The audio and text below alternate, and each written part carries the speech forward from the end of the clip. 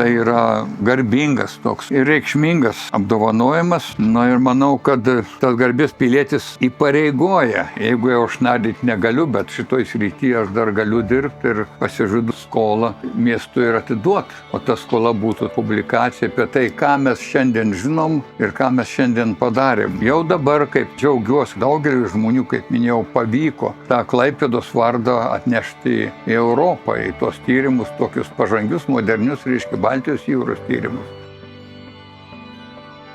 Nuskendę laivai, kurių mes turim keliasdešimt. Jie gerokai papildo Klaipėdos istoriją, kurie mums vis atveria kažką naujo. Yra nemažai tyrinėta, bet yra tie tyrimai medinių laivų, aš turiu omeny, jie yra sudėtingi, nes jų datavimas yra sudėtingos. Seniausi mūsų žinomi, tarkim, kur datuojam 16 amžiaus pabaiga, gal ties Palanga, jie yra visai priekrantėjais ir jų datavimas įprastiniais metodais yra sudėtingas, kadangi tas buvimas tarp oro ir vandens jis neleidžia tiksliai ir datuoti radiokarbono metodu, sakysim. Ir tų medinių laivų, jų yra daug, yra laivų labai įdomių istorijų laivų, kur kaip jie skendo, kaip kas vyko. Ir aišku, tie mediniai laivai mums būtų įdomiausi. Burlaivio epochos laivai. Bandom identifikuoti.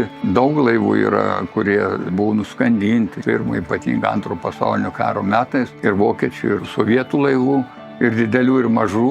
Mes žinom paminėjimus apie juos, apie jų ten skendimo aplinkybės, kartais net ir apytikrės koordinatės yra duodamas, bet ne visi jie yra identifikuoti. Nors jau nemažai iš jų turi savo vardus ir mediniai, ir tie metalinių korpusų, reiškia industrinės epochos laivai, jie geriausiai išlieka kol kas jūrai. Nors jos ardo ir bangos, kurie negiliau, ir srovės, ir jie ten nyksta, aišku, bet nyksta ne taip greit, kaip sunyktų ore. Ir todėl tokie klausimai būna kartais, gerai, mes ten identifikavom, reiškia, Estijos vandenyse tą mūsų karo laivo prezidentas Smetona. Reiktų iškelt, ar negalvojat? Su didelėm išlaidom iškelti būtų galima, bet kas toliau? Nes tai reiškia, jis būtų pasmerktas subirėti, žūti, arba būtų pasmerktas daug metų būti konservuojamas. Lygiai taip pat yra ir su tais mediniais laivų korpusais. Nes mes, jeigu juos ištraukiam, mes juos iš esmės pasmerkiam. Nors Baltijos jūros vanduo palyginti gerai konservuoja medieną. Mes patys įsitikinom. Tarkim, koks nors ten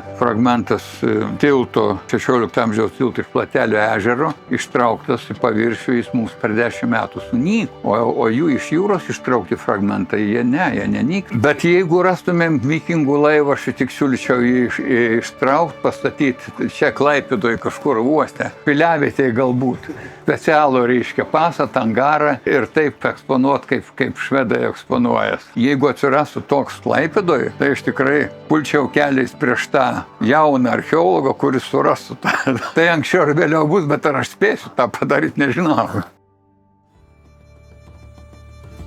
Šiais metais, lapkričio mėnesį, sukaks 20 metų, kaip burlaivis Brabander tarnauja Klaipėdos universitetui kaip mokomasis burlaivis, kaip burlaivis, kuris pastoviai dalyvauja didžiųjų burlaivių, reiškia, regatose ir garsina ir Lietuvos, ir Klaipėdos universiteto vardą. Ji buvo pastatyta tikslu kaip mokomasis laivas, o šiandien jis tarnauja intensyviai universitetui kaip mokomasis burlaivis, mokslinių tyrimų, ant kurio yra reikalų esant atgabenama reikalinga įranga, iš kurio yra nardoma, reiškia, narai šoka, taip kad tai gali dirbti ir šoninės apžvalgos sonaras, ir vandeniniai magnetometrai, kurie mums parodo iš labai toli esant kažkokį didelį metalo sankaupą ir paskui mes jau lokalizavę galim tikrinti, kas ten yra. Uoste yra padalinys, kuris anksčiau vadinas Lietuvos saugios laivybos administracija, dabar šiek tiek kitaip, kurie turi savo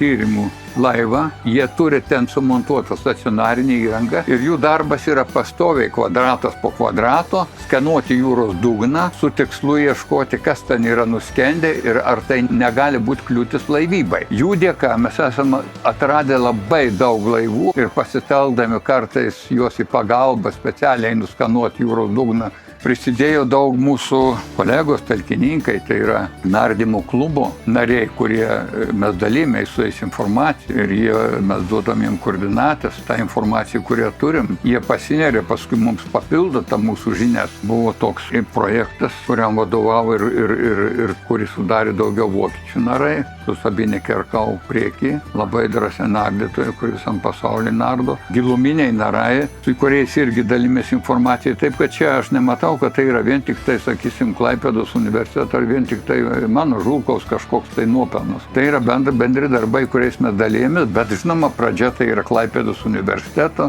pasitelkiant įvairius projektus. Mano supratimu, būtent tie tyrimai apie nuskendusius laivus, ypač naujųjų laikų, tai pirmojo, antrojo pasaulinio karų, jie tą Klaipėdos istoriją pastato į bendrą Europos istoriją, labiau matoma darosi. Čia prieš porą metų buvo, mano supratim, labai įdomus projektas Klaipėdos savivaldybės ir Klaipėdos universiteto, kada šito laivu išplaukdavo miestiečių grupės, nemokamai visiškai, ir ten jie būdavo, kol mes plaukdom kažkokio objektą, supažindinami su būtent povandeninė archeologija trumpai, o paskui universiteto narai, grupės, nerdavo prie atitinkamo objekto, atnešdavo mums kažkokią reikšmingą informaciją ir žmonės matydavo, kaip tai vyksta, tos paieškos to objekto, sakysim, pasiruošimai, nardymai ir kokius rezultatus mes gaunam. Tai manyčiau, kad čia buvo labai svarbus projektas, aš neprisimenu, kiek mes ar 3 atplaukimus turėjom, tai tokių projektų linkėčiau ir daugiau.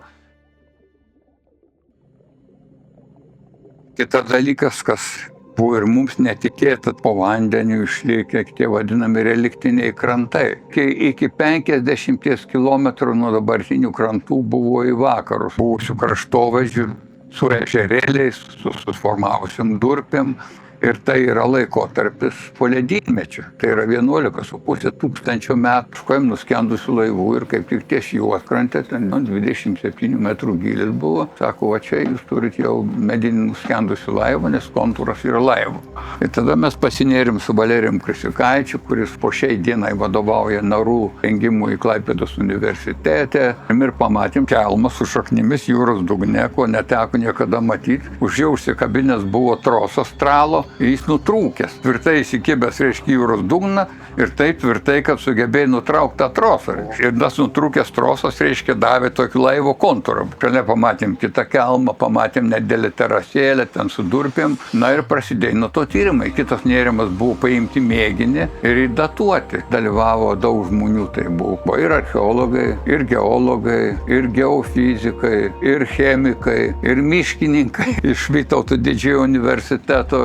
Padarė genetinius tyrimus dabartinių pušų ir atrado, kad tos pušys, kurios augo prieš 11,5 tūkstančių metų ir kurie puikiai išliko jų kamienai su šaknėmis po vandeniu, yra visiškai identiškos tom pušim, kurios dabar augo Lietuvoje. Kolega geofizikas iš Vilniaus universiteto nustatė, kur yra buvusios kažkada prieš 10-11 tūkstančių metų dabartinių upių žiotį. Tokiu būdu, atkurdami tą kraštovaizdį, kuris egzistavo po ledynmečio, mes jau galime bandyti ieškoti žmonių pėdsakų ten. Mes turim tokius 6 plotus arba plotelius. Vienas jų labiausiai tyrinėtas ir ties juodkrante maždaug giliuose nuo 24 iki 32 metrų yra didžiausias. Dėsim pastangas, kad jis būtų paskelbtas gamtos paveldu saugomu. Ir paskui mūsų pusė, į Klaipėdos pusę dar yra keletas mažesnių, yra visai prie uosto, yra ir labiausiai į šiaurę nutolęs mūsų žinomas yra ties Melnragėm. Įvairių laikotarpių. Ir tie mūsų medžiai, kurie buvo datuoti ir kurių DNR buvo atlikta,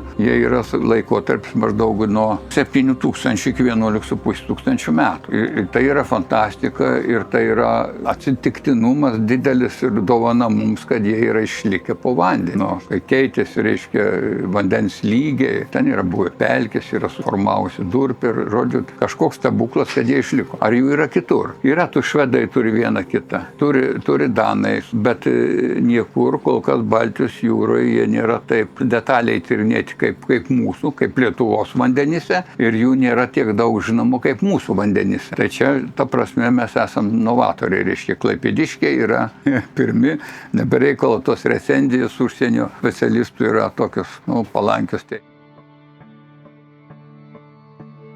2022 metų sausio mėnesį, aš vaikščiodamas prie Palangos tilto, žiūrim, kad yra pakrantėj atsidengę irgi kelmai ant ribos dabartinės kranto ir vandens, net keletas jų. Sudatavus vieno iš jų tą šaknį, tai gavom tokį labai įdomią datą. Ten buvo kažkas 640 metų jau po Kristaus. Mums leido peržiūrėti archeologinius šaltinius ir kai kurios jau dabar tiesiog standartais tapusios archeologijos teiginius. Ar tai buvo taip ar ne taip, kaip atrodė mūsų pajūris ir koks buvo vandens lygis svarbiausia. Nes jums žinoma, kad vandens lygis jūroje priklausom ir vandenynuose pirmiausiai priklauso nuo klimato kaitos. Dabar, kai mes jau laukiam klimato atšilimo, kuris ten užsitęs gal 100 ar 200 metų, tas vandens lygis po truputį kyla. Tačiau tie svyravimai, jie yra poledynmečiai, buvo įprasti. Bet mums sakysim, ta data keista, 7 amžius po Kristaus, leido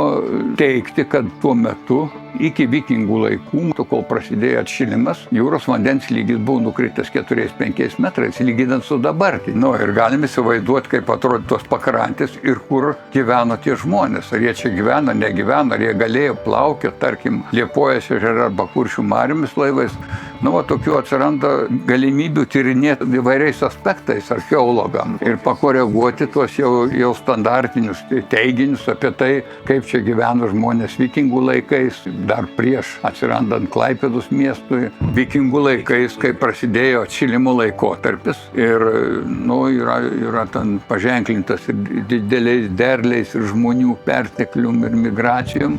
Vandens lygis galėjo būti apie mūsų duomenim apie metrą aukščiau už dabartį. Bet jis pakilo po to, kai klimatas pradėjo šilti nuo to lygio, kurį mes fiksavom 7 amžiuje, 4-5 metrai žemiau dabar. Keitėsi klimatas ir atitinkamai įtakojo vandens lygio kitimas. Jis visada buvo priklausomai nuo klimato kaitos, kuri irgi visada buvo nuo atmenamų laikų.